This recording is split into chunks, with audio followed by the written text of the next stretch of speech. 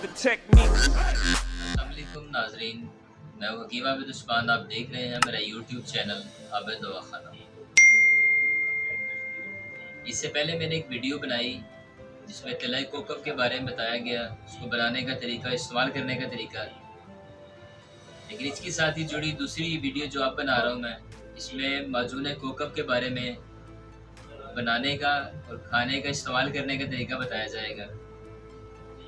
सबसे पहले तो उसका तारुफ माजून कोकम के इस्तेमाल से उज़्वे तनासल में तनाव की कमी को पूरा करने के लिए बहुत ही फ़ायदेमंद है। और उज़्वे तनासल के कमज़ोर पट्टे जिनमें खून की रवानगी कम हो गई हो, ये उनके लिए बहुत फ़ायदेमंद है और जिस्म में कमज़ोरी को ख़त्म करता है।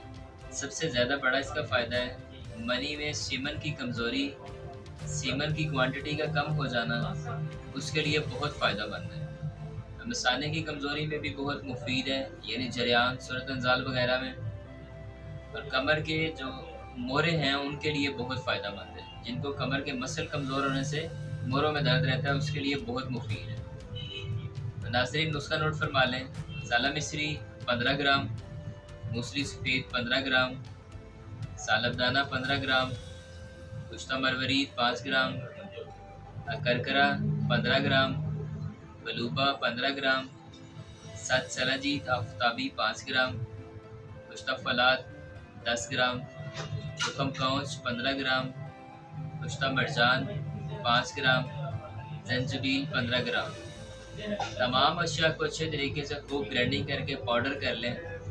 पाउडर करने के बाद इसमें तकरीबन 1 पाव शहद शामिल कर दें। 1 पाव शहद शामिल करके चंद दिन के लिए ढक के रख दें। चंद दिन के ढक के रखने के बाद माजून तैयार है। चाय वाला आधा चम्मच सुबह नाश्ते के बाद, चाय वाला आधा चम्मच शाम खाने के बाद 2 टाइम नीम गर्म दूध से इसका इस्तेमाल करें। और इंशाल्लाह थोड़े दिनों के इस्तेमाल से आप अपने आप को देखेंगे जिस्मानी ताकत डबल हो जाएगी। ये आपके लिए तोहफा है। इसके साथ इजाज़त दीजिए, फिर मुलाकात होगी। वीडियो नुस्खा अच्छा लगे तो शेयर ज़रूर किया कीजिए। अल्लाह हाफ़िज़।